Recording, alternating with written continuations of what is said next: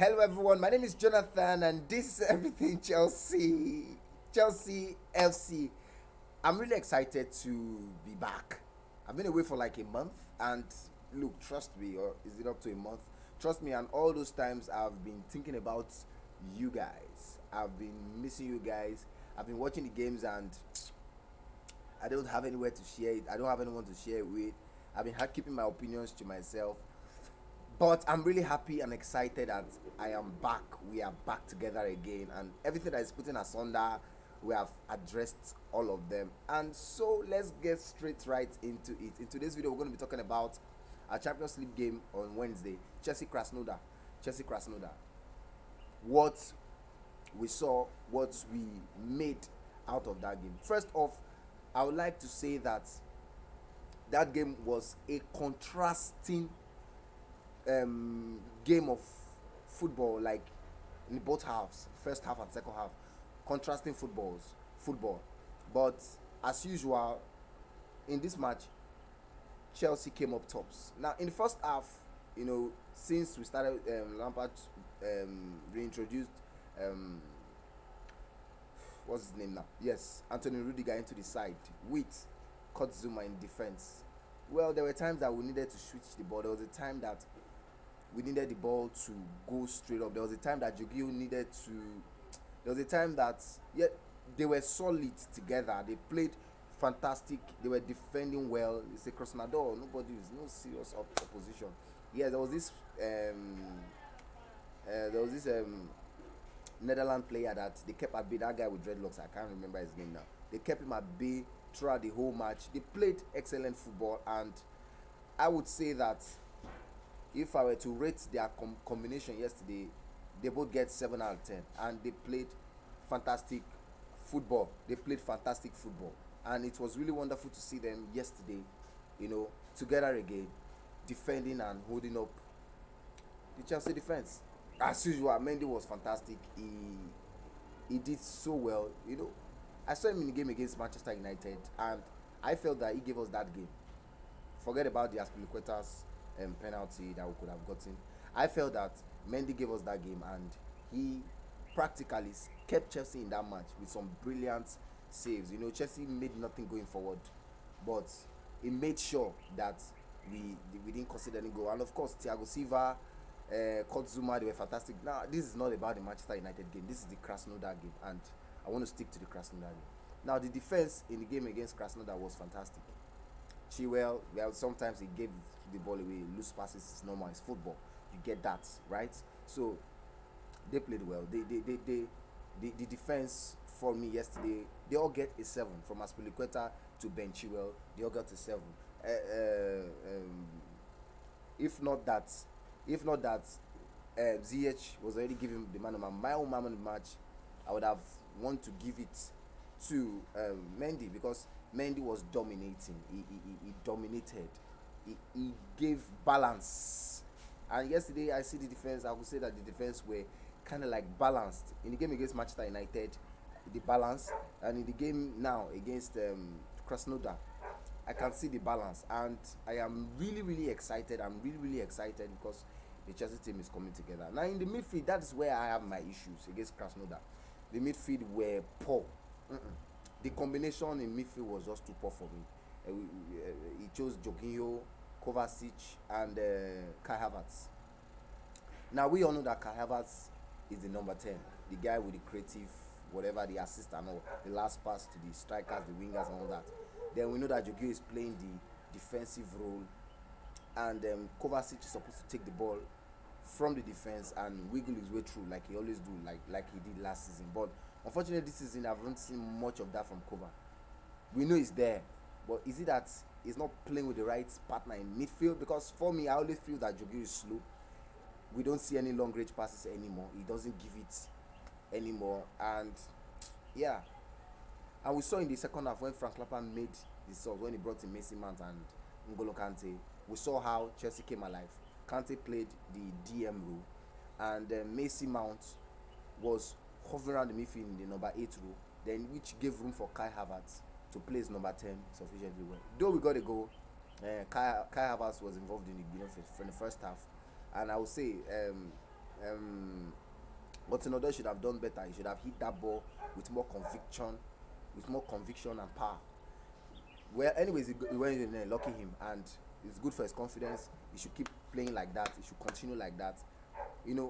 I know what he's capable of, but I've always said that he's not reaching down. It's not, maybe it's the injury, I don't know, but I feel by now that the injury to be a thing of the past.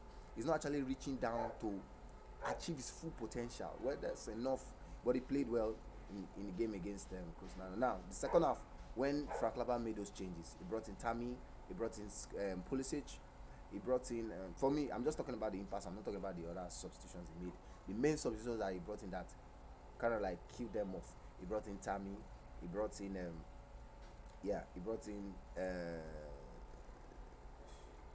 he brought in Macy Mount, N'Golo Kante, and Tammy Abraham. Those changes tweaked the game.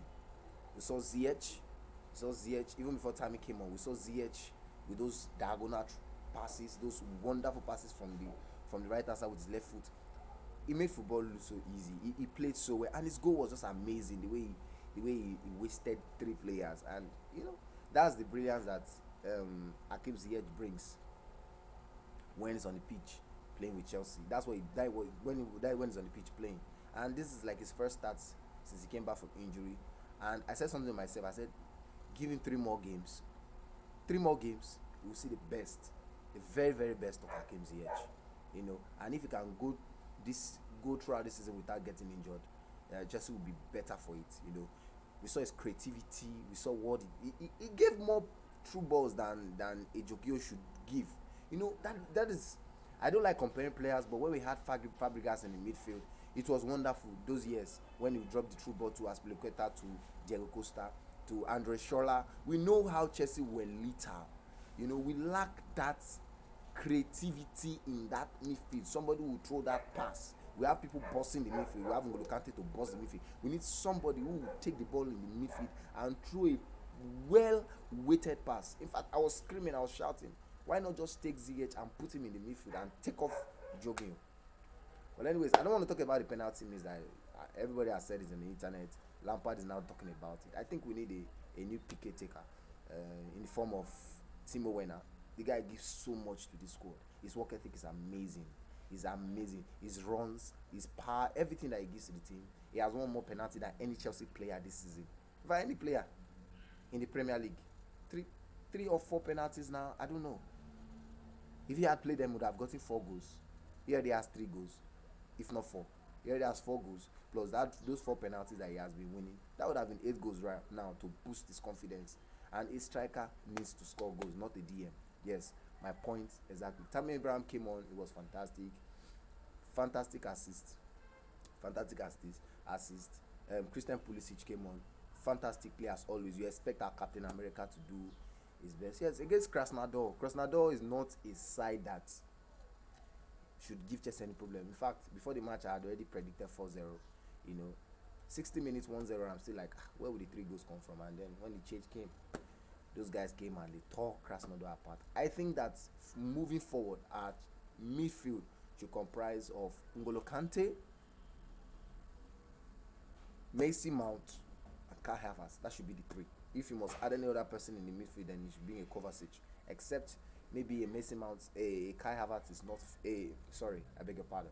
A N'Golo Kante is not fit. Then you can think of using a Jorginho, because right now he's not really. The perfect DM that would be good for Chelsea right now, it would have been a Nemanja Matic. If we had a Nemanja Matic in that Chelsea squad right now, or this McTominay of Manchester United, I'm just saying someone like that, somebody who's rough, or a Roy Keane, those, or a Michael Essien, somebody like that who can also assist. So when Nkante is down, we'll put that guy there, and that guy will just be bossing everybody in the midfield.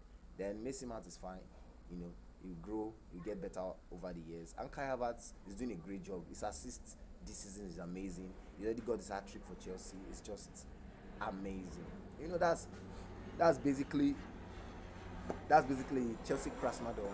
And for me, I'll say it was a wonderful performance. 2 halves, first half, second half, Second half was by far better than the first half. It's like Chelsea came into their strides, and they played so well. So leave a comment in the comment section below. I would like to hear from you. I would like to know what your thoughts were about everything I've talked about. I've talked about the penalty takers thing. I talked about the defense. I talked about the goalkeeper. I talked about the strikers. I talked about Frank Lampard's substitution. And I talked about my perfect midfield pair. Yes, my perfect midfield pair would be N'Golo Kante, Messi, Mount, and Kai Havertz. I think they have the better chemistry working together. That's those three players together. They are more mobile and effective together. All right, so that's been it. I'm happy to be back. This is Everything Chelsea. I'm Jonathan. Until I come away again in the next video. Up the Chelsea.